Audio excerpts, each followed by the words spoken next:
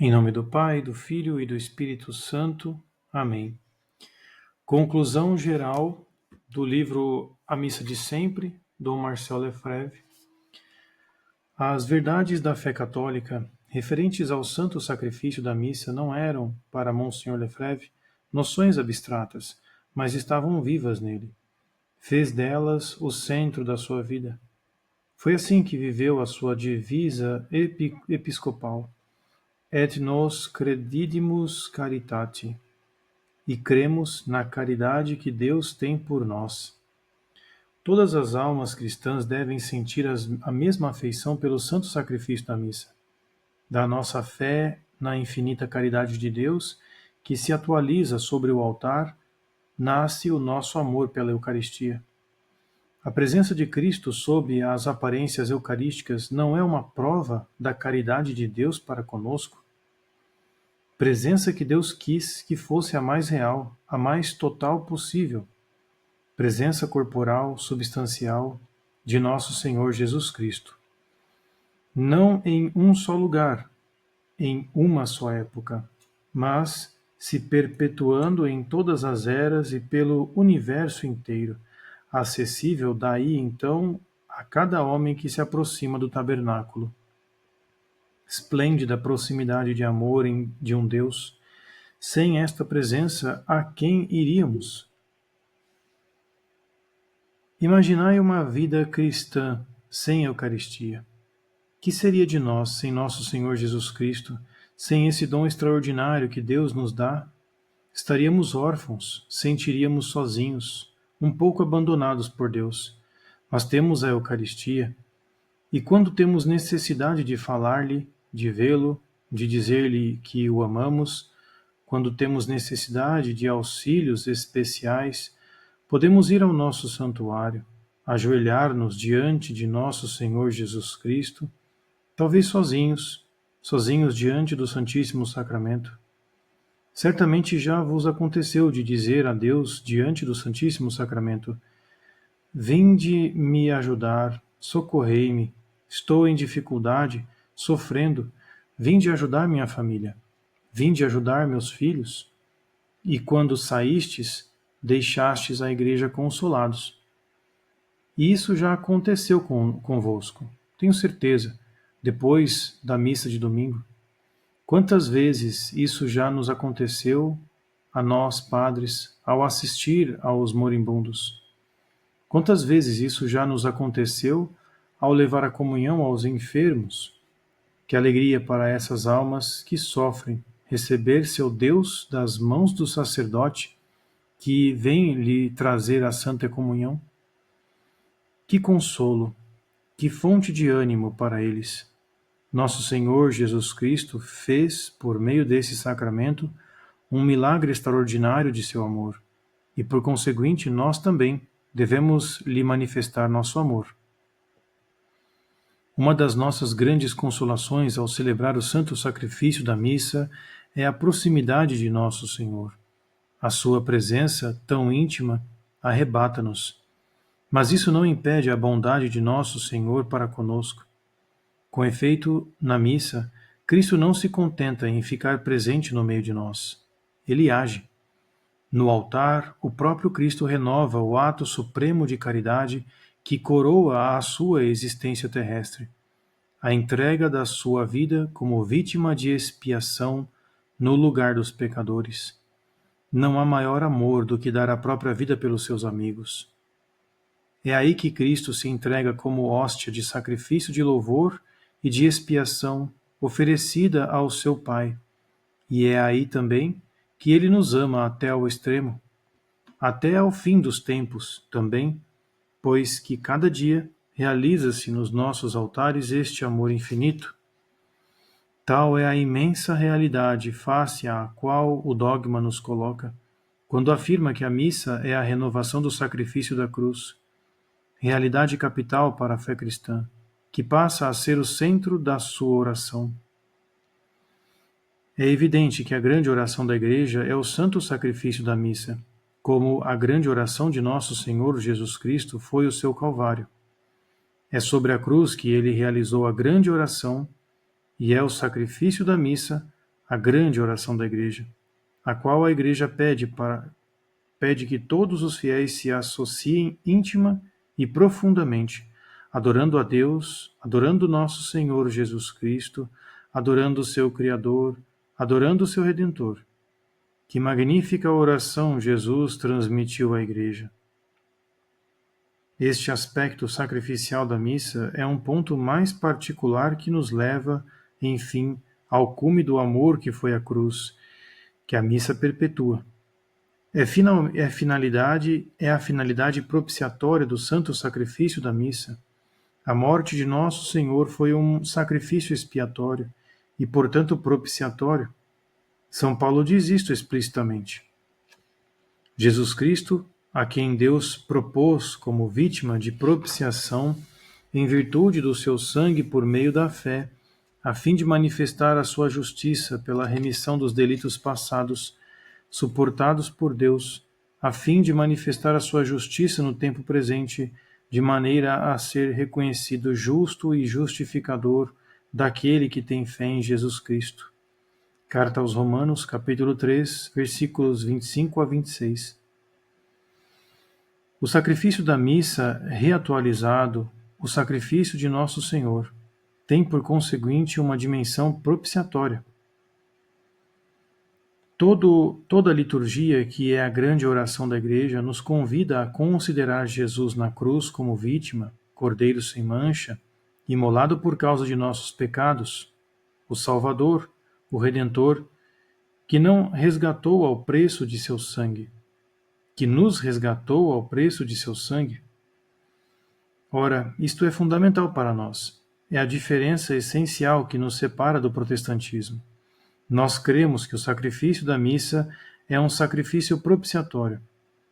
Ainda hoje é o mesmo sacrifício oferecido no Calvário, que se perpetua.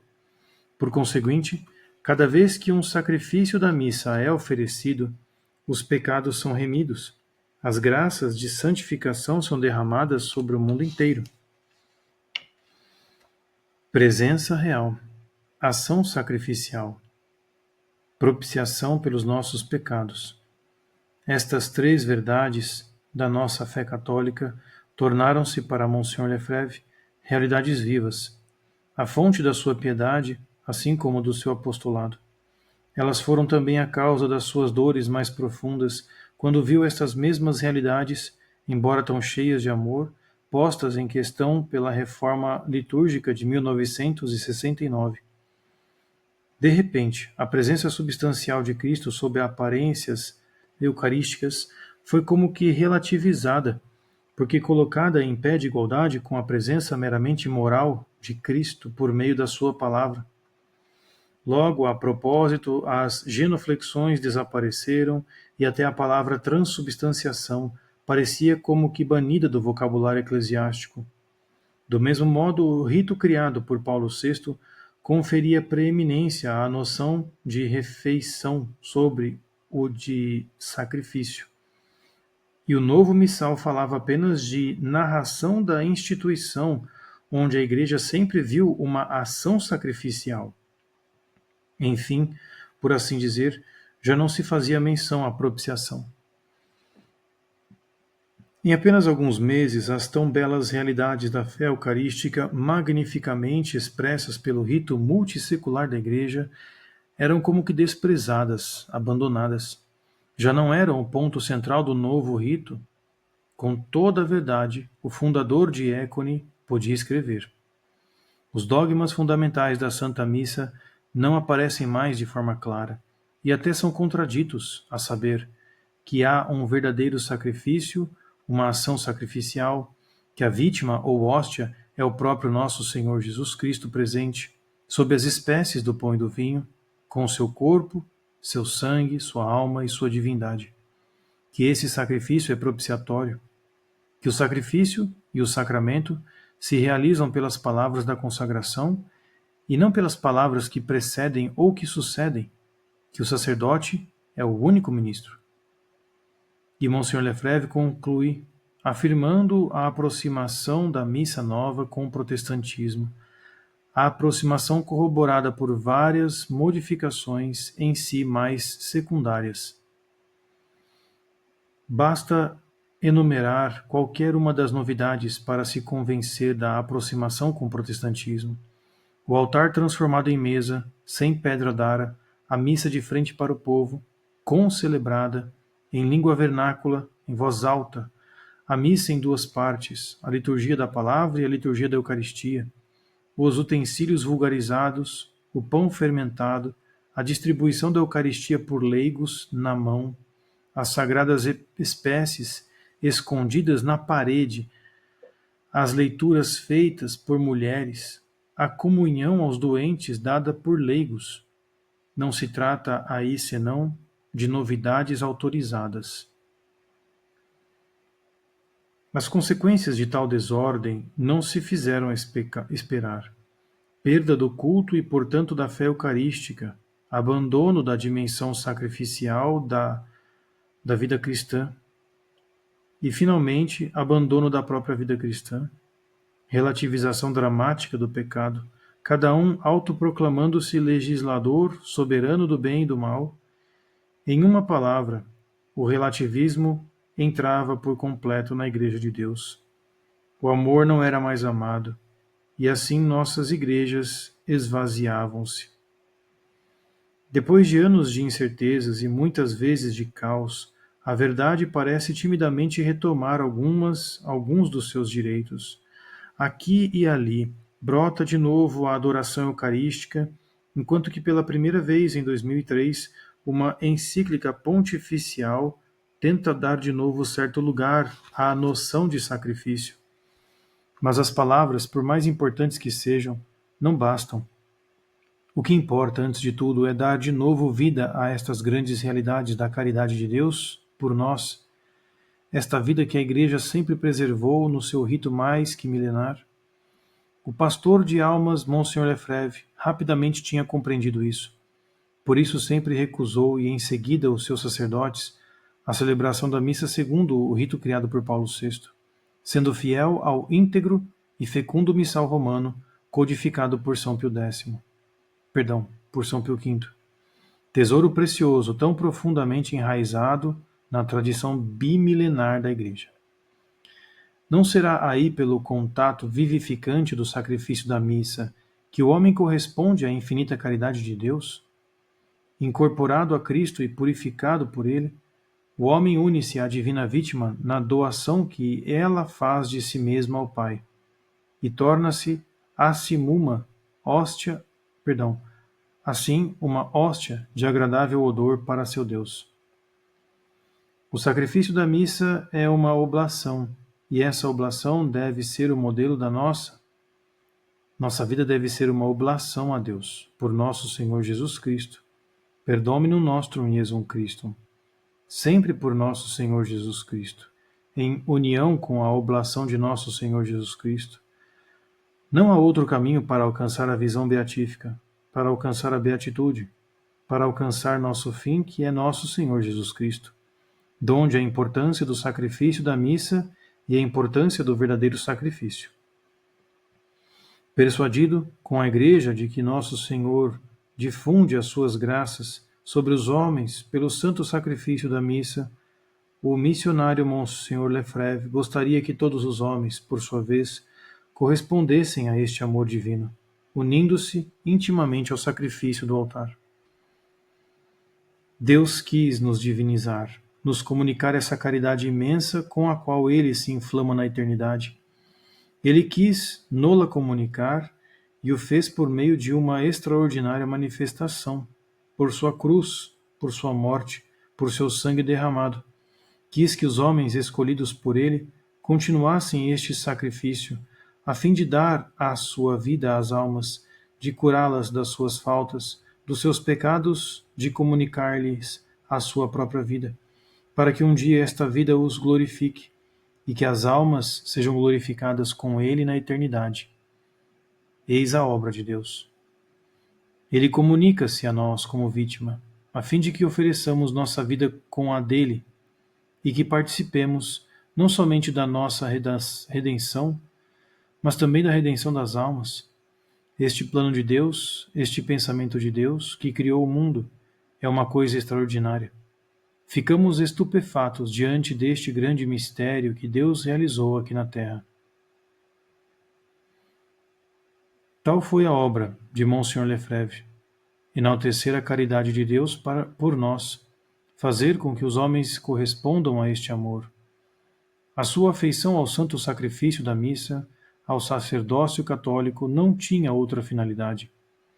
No meio de uma época tão conturbada, em que tantos homens da Igreja, tentados por uma falsa modernidade, chegam a perder o sentido destas grandiosas realidades, o arcebispo emérito de Dakar empertigou-se para o bem maior da Igreja. Possam as gerações futuras aurir em abundância o seu ensinamento para nutrir as suas almas e provar estas realidades de sempre que ele soube tão bem colocar ao alcance de todos. Padre Patrick Troadec. Assim termina o livro, enaltecendo este grande mistério da celebração do sacrifício incruento de Jesus Cristo na Santa Missa. Vou finalizar esse vídeo com a leitura do apêndice, que é curto, onde é abordado o tópico A Missa do Indulto. Pelo decreto de 3 de outubro de 1984, a Congregação do Culto Divino concedeu aos bispos a faculdade de outorgar um indulto para a celebração da missa segundo o Missal de 1962, na medida em que certas condições fossem respeitadas. A primeira condição exigia tanto por parte do celebrante como dos assistentes que não tivessem nenhum vínculo com os que colocam em dúvida a legitimidade e a retidão doutrinal do missal romano promulgado em 1970 pelo Pontífice Romano Paulo VI. Ou seja, só vai poder celebrar a missa tridentina os padres e coroinhas e todos que aceitarem a missa de Paulo VI. Essa era a condição. Se este indulto conseguiu, de certo modo, alegrar Monseigneur Lefebvre, no entanto, rapidamente ele demonstrou os limites, tal qual estava formulada.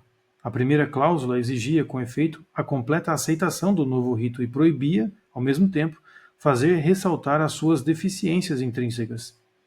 Desta forma, o indulto era, pois, portador de uma ambiguidade intrínseca, facilmente utilizável pelas autoridades eclesiásticas para levar todos à celebração do Novus Ordo Missae.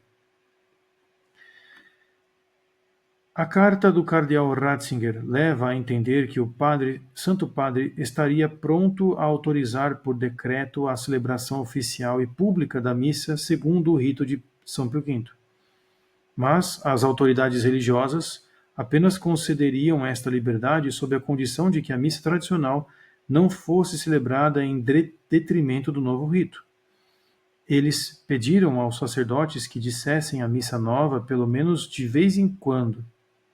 É difícil não prever na organização dessas disposições uma manobra destinada a fazer pressão sobre os sacerdotes tradicionalistas, a fim de convencê-los a celebrar a missa nova.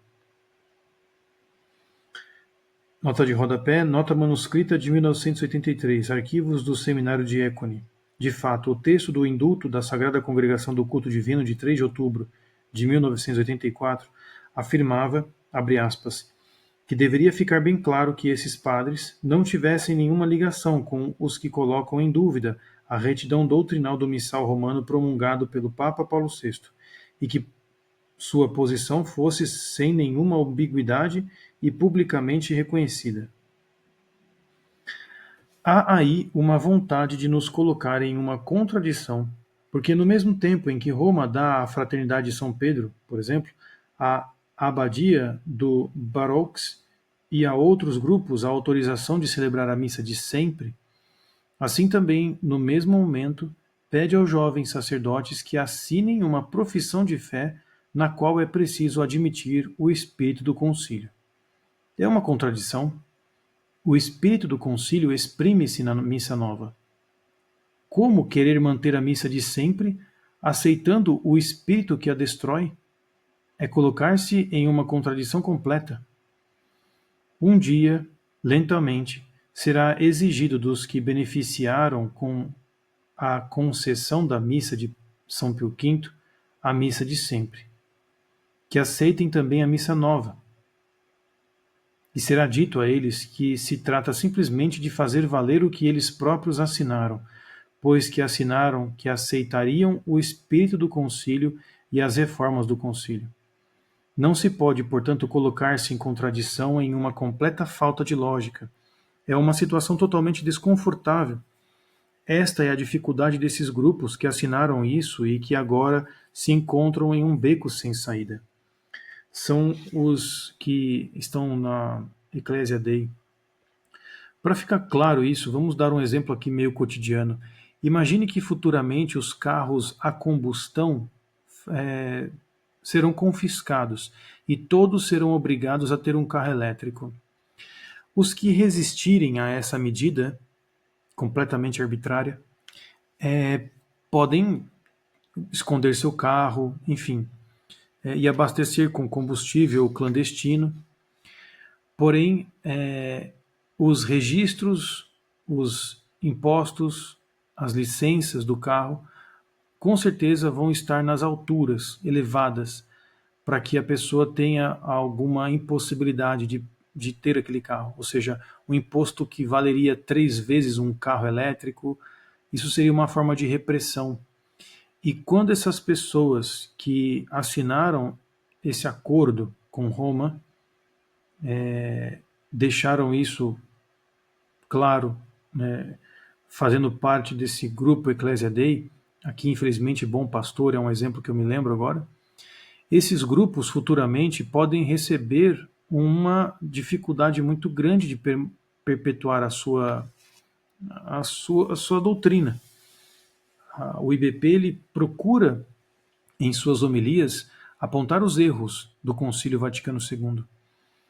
Porém, com o passar do tempo, essa liberdade vai ser cortada, de alguma forma. Assim como eu mencionei, de um imposto elevado no carro para te desencorajar de continuar com seu carro movido a combustão. Então esse é um dos problemas, as pessoas que criarem vínculos nessas iniciativas que estão vinculadas à Ecclesia Dei, como o IBP, Instituto Bom Pastor, podem, por uma infelicidade futura, terem que parar de celebrar a missa tridentina. E aí vão atrás da Fraternidade Sacerdotal São Pio X, numa dessa. Não duvidemos das dificuldades que possam vir no futuro. Os frutos do indulto. Sob certo aspecto, Monsieur Lefebvre considerou positivo o efeito deste indulto, além de ser uma confissão sobre a fraqueza do novo rito que não conseguiu suplantar o antigo. Deixava também entender ao comum dos fiéis que o Papa não se opunha mais ao rito tradicional. Mas houve, infelizmente, frutos muito negativos. Vários sacerdotes e fiéis abandonaram as razões doutrinais da recusa do missal promulgado por Paulo VI, e assim a sua adesão ao rito codificado por Pio V foi reduzida a uma dimensão subjetiva e sentimental. Infelizmente, aqui em Mogi das Cruzes isso acontece. A adesão à missa tridentina das paróquias que a celebraram são puramente subjetivas e sentimental. Não há uma real preocupação com a salvação das almas que frequentam algumas missas profanas, cujo missal de Paulo VI permitiu que acontecessem. Primeiro ponto. Primeira constatação. Grandes precauções para salvaguardar a permanência da missa nova. Quem pode celebrar a antiga deve aceitar a nova. Autorização dos bispos, proteção das paróquias. Segundo ponto. As precauções são uma constatação da fraqueza da missa nova perante a antiga. Terceiro ponto. A possibilidade oferecida a certos sacerdotes de celebrar a missa tradicional prova que sacerdotes e leigos desejam a missa antiga. Os motivos invocados e a redação do decreto revelam um estado de espírito muito político e diplomático do que sobrenatural. Eu tive a oportunidade de dizer em um primeiro momento, que o indulto foi um benefício para nós, qualquer que fossem as condições, porque muitas pessoas entenderam que o Papa não se opunha mais à celebração da missa tradicional e que, por conseguinte, podia-se muito bem assistir a ela e que não havia mais aquele aspecto de desobediência, falso, aliás, ao ir à missa tradicional. Muitos, então, se juntaram a nós e constatamos, em geral, um aumento bastante considerável de fiéis frequentando os nossos priorados. Isso foi um primeiro resultado positivo de que nos alegramos. Mas um outro resultado, infeliz e desagradável, foi que um certo número de sacerdotes pensou dever aceitar as condições do indulto para poder celebrar regularmente a missa antiga, e com a aprovação do seu bispo. Isso provocou certos problemas bastante graves, pelo fato de que foram obrigados a considerar que o novo rito tivesse igual valor ao da missa antiga, o que nós sempre recusávamos e contra o que fomos sempre opostos, porque entendemos que a missa nova é perigosa e, portanto, má, pois que foi feita em um espírito ecumênico. Ela diminui a fé dos fiéis e acaba por comunicar um espírito protestante.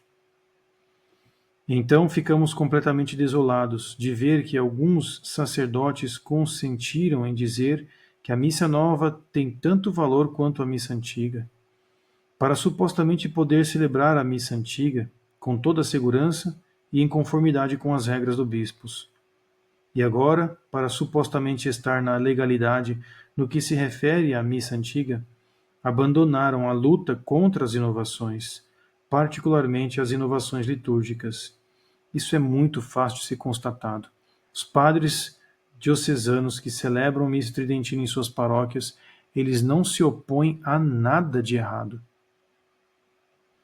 Fiquei surpreso ao ler na revista Una Voce, que me foi dada em Ottawa, a posição que eles adotaram. É uma posição muito ambígua e não é conforme a que defendemos e que os tradicionalistas sempre defenderam. Eles aceitam simultaneamente a legitimidade e a ortodoxia da missa nova, o que nós recusamos afirmar. Não dizemos que a missa nova é herética, nem que é inválida, mas recusamos dizer que é legítima, que é perfeitamente ortodoxa. Dentre os tradicionalistas, há alguns que aderem à tradição um pouco como se apegando a um folclore. Por exemplo, gostam muito da missa em gregoriano, gostam muito da missa em latim, porque quando eram jovens se acostumaram com esta missa. Gostam muito do latim e do canto gregoriano. Então, para eles, o simples fato da missa ser dita em latim, seja a missa tradicional, seja a missa nova, resolve todos os problemas. Estes estão muito contentes com a solução do indulto vindo de Roma. Este é outro ponto curioso, porque alguns sacerdotes estão começando, com autorização do bispo, a celebrar o cânon de Paulo VI, a oração eucarística número 1, em latim, porém com as mesmas posturas do Novus Ordo, ou seja, as leituras são feitas por pessoas, paroquianos, e depois o padre vira-se para o altar de costas para o povo e celebra o rito eucarístico, né, de latim. E, se possível, com canto gregoriano, né, que é uma dificuldade muito grande nas paróquias encontrar pessoas que aderem ao Novus Ordo e cantam gregoriano. Veja a completa contradição. E isso tudo para que possa ser implantado na cabeça das pessoas essa aceitação. Ah, mas aqui é em latim, aqui também canta gregoriano, e está tudo certo. E não percebem o estrago que isso acontece em outros ritos. Ritos como rito afro ou catecumenal, neocatecumenal. Ou seja, são maneiras de você absorver todos os fiéis que poderiam se portar de forma diferente, de forma oposta. É como quem abafa o caso, simplesmente. Último parte. A assistência à missa concedida pelo indulto. Considerando logo nos primeiros instantes os perigos do relativismo litúrgico, que continha a primeira cláusula do indulto, Monsenhor Lefebvre desaconselhava os sacerdotes e os fiéis, beneficiados já habitualmente com a missa tradicional, de usar o indulto. De uma maneira geral, desaconselhamos os fiéis a ir à missa desses sacerdotes que abandonaram a luta contra a missa nova. Isso por temer que um dia eles sejam obrigados pelos seus bispos a celebrar também a missa nova, a celebrar as duas missas e eventualmente a concelebrar, a aceitar distribuir a comunhão na mão ou a dizer a missa de frente para o povo. Há tantas outras coisas que absolutamente nos repugnam e, por conseguinte, pelas quais desaconselhamos os tradicionalistas a ir às missas desses sacerdotes. Para nós é sempre a mesma nota. Pensamos que não se deve assistir a essas missas porque é perigoso afirmar que a missa nova tem o mesmo valor que a antiga. Pouco a pouco, esses sacerdotes que aceitam as condições do indulto terão as mesmas tendências que aqueles que celebram a missa nova, e um dia, talvez, eles irão celebrá-la também e atrairão os nossos fiéis para a missa nova. E assim termina o livro de Monsenhor Lefebvre. Ele faz notas bibliográficas de pessoas citadas anteriormente, com algumas observações para que não fique muito perdida a pessoa que faz a leitura com relação a esta pessoa.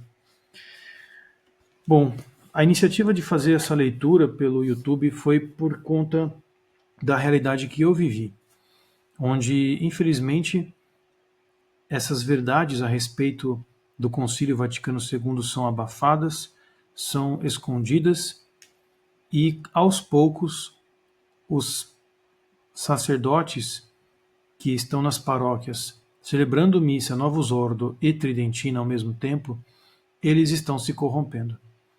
É notório, com o passar do tempo, a aceitação de certas posturas ou certos costumes. Não que eu esteja criticando aqui os costumes do povo católico num geral, mas nós temos que ser muito sinceros e notar que algumas práticas antigas elas já tinham um espírito liberal. O Concílio Vaticano II ele não foi o início do espírito liberal no nosso país.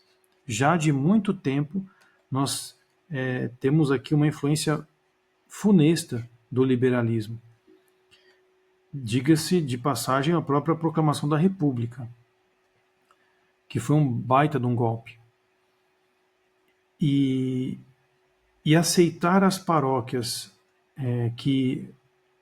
conviver com as paróquias que aceitam essas culturas, elas vão colocando no nosso coração esse liberalismo, porque na prática, vamos supor a festa do Divino, que acontece aqui em Mogi das Cruzes. Se você frequenta uma paróquia e resolve, então, participar desse evento, porque você julga que é importante, afinal, é da diocese como um todo, né? Então, como um católico, em respeito à autoridade do bispo, nós vamos participar dessa celebração particular para a nossa cidade de Mogi. Se você participar das missas, você vai perceber alguns incômodos, algumas faltas dos sacerdotes de postura, alguma liberdade em falar de assuntos que não compete ali ao lugar, bingos, fotos demais, muita festinha, onde aquilo e um culto protestante começa a ficar meio confuso, de tão parecido que fica. E isso vai incomodando. Esses detalhes pequenos, eles vão colocando no nosso coração pequenas doses de um veneno que vai se refletindo depois na vida.